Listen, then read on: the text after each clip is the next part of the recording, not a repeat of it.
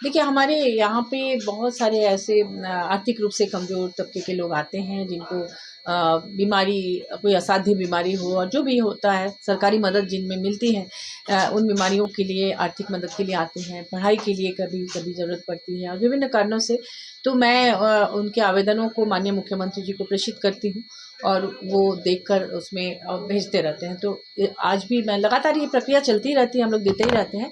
लेकिन आज कुछ लोग यहाँ एक साथ उपस्थित हैं और मैं उनको ये चेक सौंपूँगी उनके हाथों में। ये माननीय मुख्यमंत्री जी को मैं धन्यवाद देती हूँ कि हमेशा वो पीड़ितों की मदद के लिए खड़े रहते हैं और हम लोग जब हमारे माध्यम से जो आवेदन आते हैं उस पर भी तुरंत कार्रवाई करते हुए, कई बार ऐसा भी हुआ है कि 7 दिन के अंदर, मुझे याद है एक महिला थी बहुत गरीब, उनको ब्रेन ट्यूमर हो गया था और वो उसके घर वाले उनको ले गए थे साउथ में ट्रीटमेंट के लिए और वहाँ बोला गया कि 7 दिन के अंदर अगर उनका ट्रीटमेंट नहीं होगा तो उनकी डेथ हो जाएगी।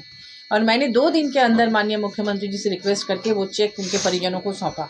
तो इस तरह से भी जब लगता है कि हाँ बहुत ज़्यादा ज़रूरत है तो तत्काल भी काम हो जाता है।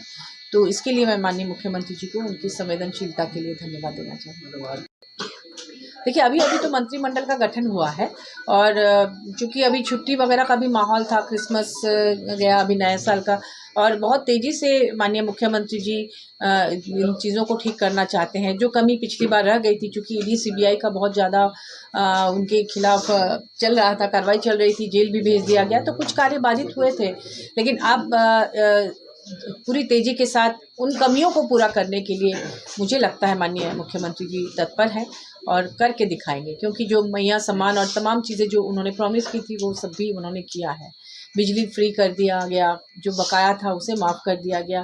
कुछ लोग आरोप लगाते हैं कि तुष्टिकरण, लेकिन वो तो हर वर्ग के लिए है। मैया सम्मान भी हर वर्ग के लिए है। जो भी आर्थिक रूप से पिछड़े लोग हैं, जिनके यहाँ इनकम टैक्स पे नहीं है, उनको भी सबको मिल रहा है।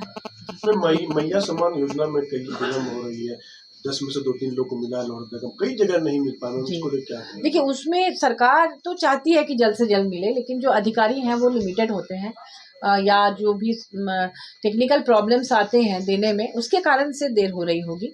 लेकिन सरकार नहीं चाहती कि देर हो, वो तो चाह रहे हैं कि जल्द से जल्द मिले। और आज अखबार में भी कुछ आया है ना कि जो लोग हाँ इस कार्य में थे उनके बदले इसको अलग तरह से किया जाएगा, 2500 रुपये दिए जाएंगे।